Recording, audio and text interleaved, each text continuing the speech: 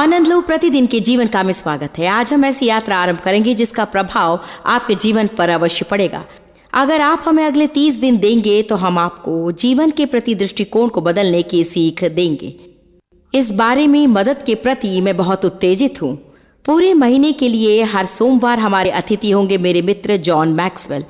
John की किताब winning with people आज के विषय को संबोधित करता है, मनोदशा की सामर्थ्य। जॉन, स्वागत है। जॉयस, तुम्हारे कार्यक्रम में मुझे आना बहुत अच्छा लगता है। तुम्हारा शो और तुम्हारे साथ रहना मुझे पसंद है। तुम एक मेरी अच्छी मित्र हो। आपने मनोदशा के बारे में बहुत कुछ सिखाया है। आज जब हम कार्यक्रम शुरू करें तो क्या आप सच में विश्वास करते हैं कि अगर हमें 30 दिन दिए जाएं तो अंत में लोगों का जीवन के प्रति दृष्टिकोण बदल जाएगा? कोई शक नहीं है, लेकिन एक बात है, पूरे 30 दिन होने चाहिए।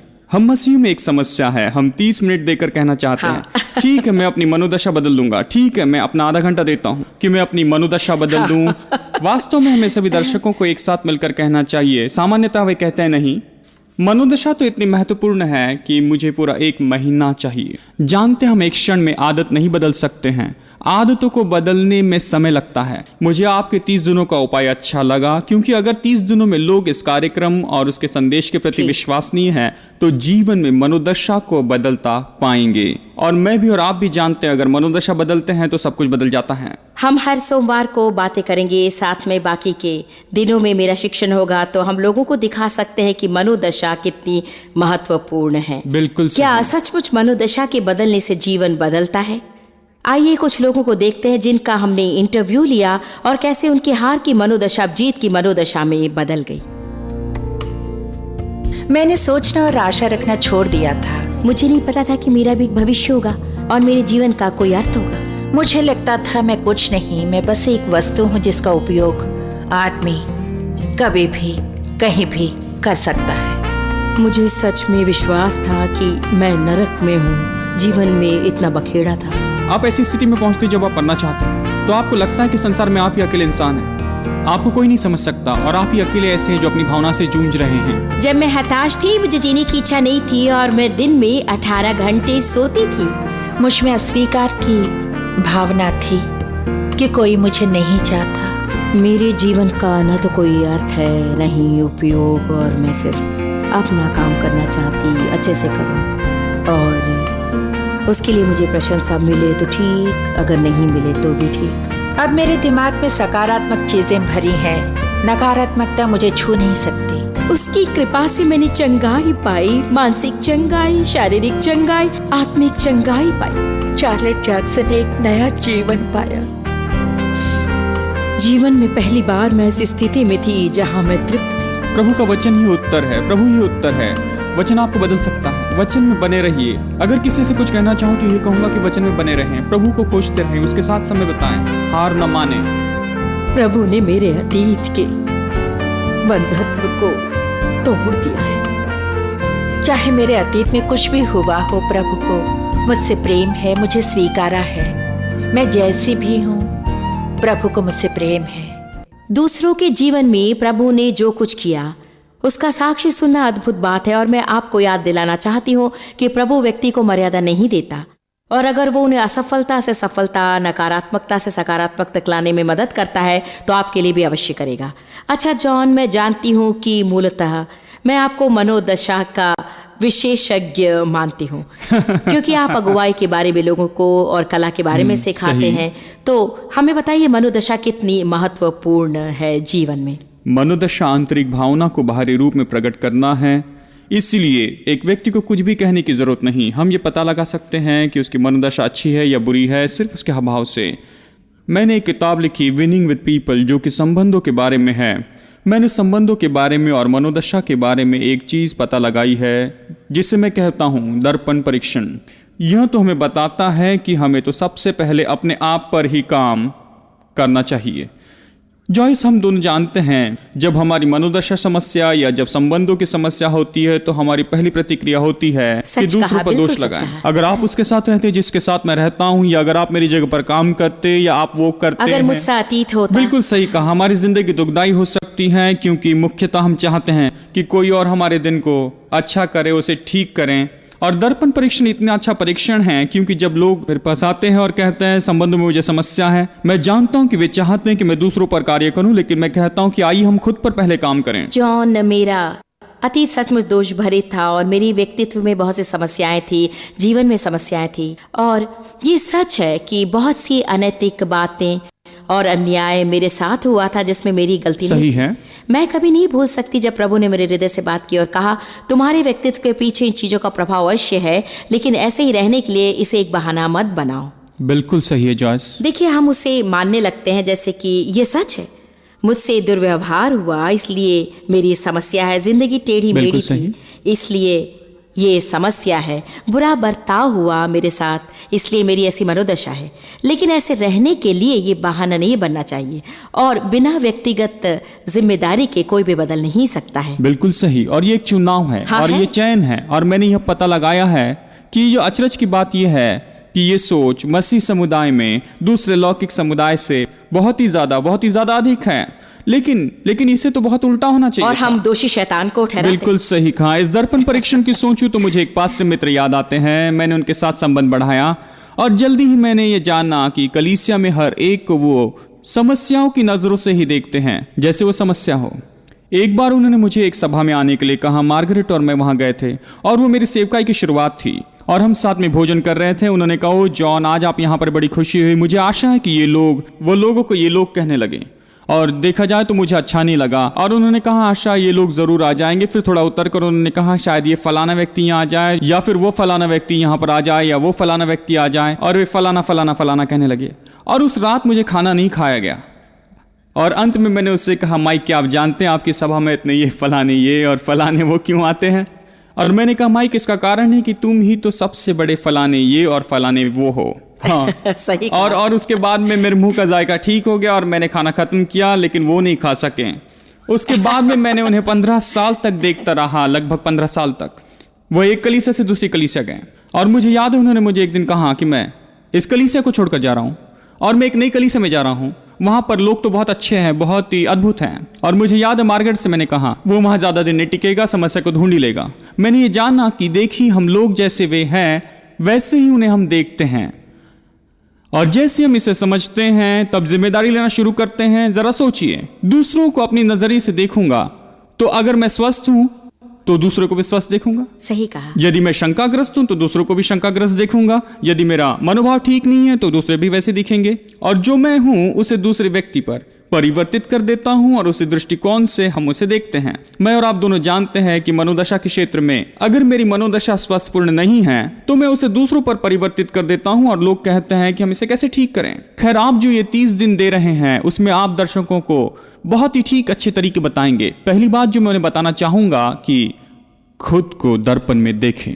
सचमुच जॉन, हमें इतना धोखा बिल्कुल सही। हो सकता है और दर्पण में देखना बहुत ही कष्टप्रद और कठिन हो सकता है। हम अपने दर्शकों को आज बुरी अनुभूति नहीं दे रहे हैं या आपको समस्या मान रहे हैं, लेकिन ये कह रहे हैं कि अगर आपके संबंधों में या जीवन में कुछ सही नहीं हो रहा है तो पहली चीज जो करनी है, स्वयं को दर्पण में देखें और खुलकर प्रभु से ये पूछें कि क्या मैं समस्या हूं या समस्या बिल्कुल का सही। एक आपने तो अंश बिल्कुल हूं? सही कहा। हम नहीं चाहते कि हमारे दर्शकों को बिल्कुल बुरा लगे, लेकिन एक बात मैं जानता हूं, मैं किसी दूसरे व्यक्ति को नहीं बदल सकता। ये सच में कठिन है। जब आप देव के लिए प्रार्थना कर रही थी, ओ प्रभु ने सही कर दो, आप उन्हें नहीं बदल सकती।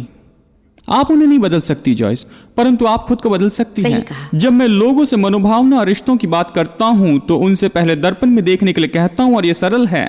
ये नहीं कि बुरा महसूस करे, परंतु जाने कि ये एक व्यक्ति है जिसे आप नहीं बदल सकते। सही तो जो कर सकते उससे शुरू करें, ना कि उससे जो नहीं कर सकते। और मैंने ये जाना है निश्चय ही कि देव के प्रति प्रार्थना करने के लिए आपने भी यही जाना होगा।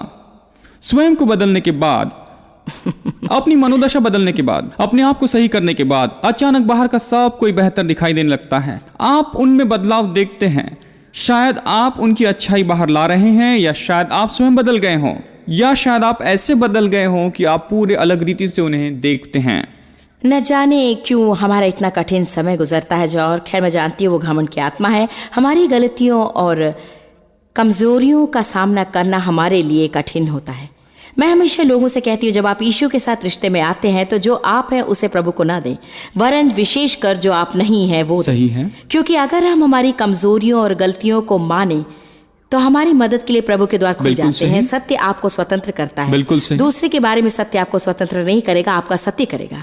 और दूसरी बात, जब हम अपनी गलतियों का सामना करते हैं तो हम ये समझने लगते हैं कि दूसरों की समस्याएं हैं मगर मेरी भी हैं। बिल्कुल सही। और दूसरों के प्रति दया की मनोदशा अधिक हो जाती है जब हम ये समझते हैं कि हम सब में खामियां हैं। आज सुबह मैं गलतियों 6 पढ़ रही थी, वो कहता है क्योंकि हर एक व्यक्ति अपना ही बोझ उठाएगा। क्या आप बॉब सिद्धांत के सामर्थ्य को जानते हैं? ब्रेक से लौटने के बाद इसका पता लगाएंगे।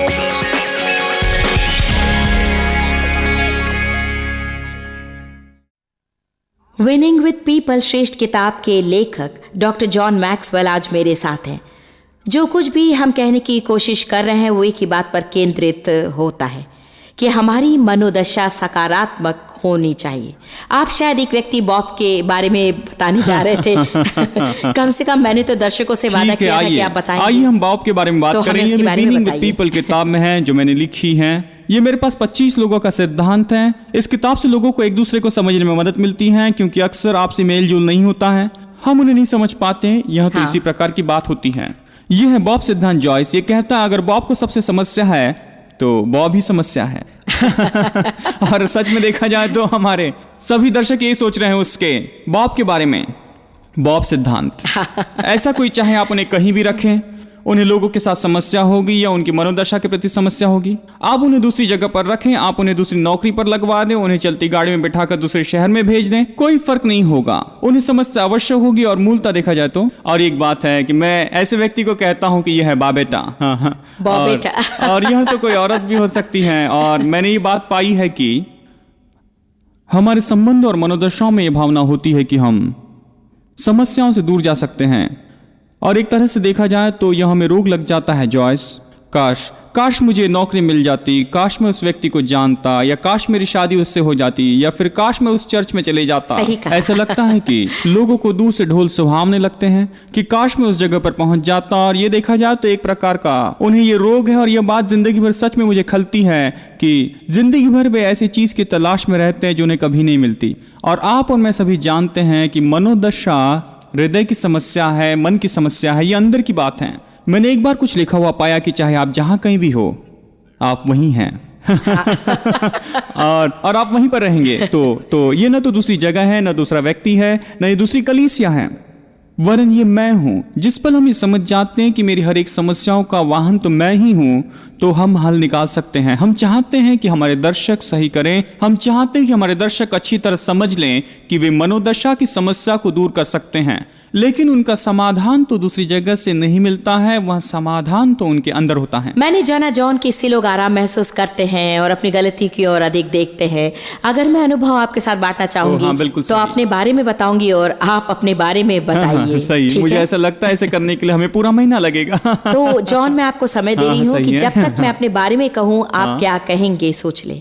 मेरी एक बुरी मनोदशा जो कई सालों से है वो ये है कि जो कुछ हो रहा है उस सब पर मेरा नियंत्रण हो। मैं दृढ़ व्यक्तित्व वाली स्त्री हूँ।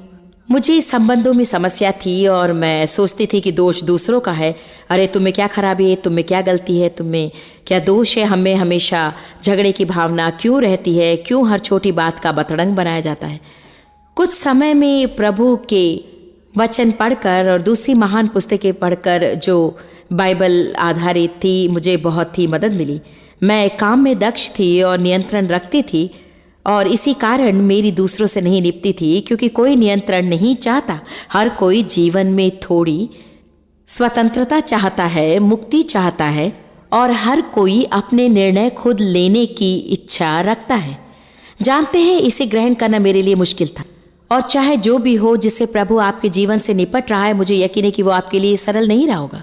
एक बहुत ही दर्द भरा काम हम कर सकते हैं कि अपनी ओर सच्ची दृष्टि डालें और दूसरों को दोष देना बंद करें, बहाने बनाना बंद करें और कहें, जानते हैं क्या, मैं बदलना चाहता हूं। अगर आप सच में बदलना चाहते हैं तो प्रभु अवश्य मदद करेगा। अब जॉन अपने बारे में आपको कुछ बताना चाहेंगे जब हम दोबारा लौटेंगे, लेकिन इस वक्त मैं कहना चाहूंगी कि शायद आपका सकारात्मक मनोदशा रखने का मन न हो। खैर, हाल ही में हम हर्शी पेंसिल्वेनिया में एक महिला से मिले जो सालों साल दर्द में रही, लेकिन जब उसने अपने और प्रभु के बीच मनोदशा को लाना बंद कर दिया, उसके लिए मुक्ति का मार्ग खुलना शुरू हो गया। मुझे लगा कि मेरी कमर में खराबी है, जो कि शायद बचपन से रही है, मुझे पता नहीं था। और मैं हमेशा एथलेटिक थी, तो 24 घंटे दर्द रहता। सड़क पार करने में भी मुझे दर्द होता। मैं जीना नहीं चाहती थी। मुझे लगने लगा मैं ही क्यों, मुझे लगता कि मैं तो अच्छी इंसान हूँ। हम सब मुसीबतों से गुजरते हैं, लेकिन सालों तक दर्द में जीना दूसरी बात है। फिर मैंने जॉयस के बारे में सुना, उनकी किताब पढ़ी, फिर उन्हें टीवी पर देखा, प्रभु से प्रार्थना की, पर विश्वास करने की कोशिश में थी। जॉयस की किताब पढ़ रही थी, टेप सुन रही थी ताकि प्रभु मेरा कमर सही करे। मैंने स्विमिंग, वॉकिंग, जॉगिंग और रेसेस किए। मेरे विचार से अगर आपकी सकारात्मक मनोदशा है तो प्रभु आपको थोड़ी ज्यादा आशीष देता है। प्रभु कहता है वो मेरी लड़की है, वो मेरी लड़की है। अब मैं एक रनर हूँ, मैराथन में भाग लेती हूँ। मैं स्थानीय रनर क्लब की वाइस प्रेसिडेंट भी थी। और अगर किसी ने कहा भी होता कि मैं ऐसी बनूंगी जबकि मैं ठीक से चल भी नहीं सकती, तो शायद मैं बेहोश होकर गिर पड़ती। मुझे उनके साक्ष्य सुनना अच्छा लगता है, जो कि अपनी समस्याओं के बीच चुपचाप बैठे हैं, चोट खाए, बस दर्द दर्द, किसी के आने का इंतजार कि उन्हें उनकी समस्या से उभार सके। और अंत में जब उन्हें पता चला कि उन्हें प्रभु के सामर्थ्य से जुड़े रहना है और उन्हें कुछ करना है, उन्हें कुछ क्रिया करनी है और अपनी नकारात्मक मनोदशा को सकारात्मक मनोदशा में बदलते देखना है, तब वे जयवंत होंगे। ये कितना अच्छा है ना जॉन? बहुत अच्छा लगता है मुझे। जब हम सही चुनाव करते हैं तो अद्भुत चीज़ें होती हैं। साथ में प्रभु की महिमा साथ में हो तो जीवन में चमत्कार देखे जाएंगे।